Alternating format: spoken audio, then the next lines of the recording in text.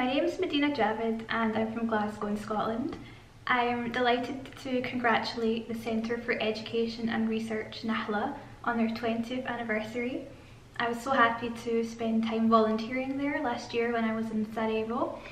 I remember the first time I visited there at the iftar, and they invited me to recite Quran with them, which was so lovely.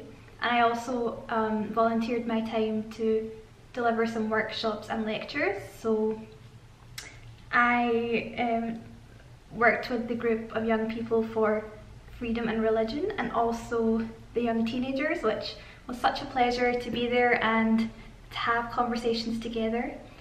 So I'm really proud of the work that Nahle does in their community, and I wish them all the best for the future, and I hope that lots more women and people in the community will get involved too.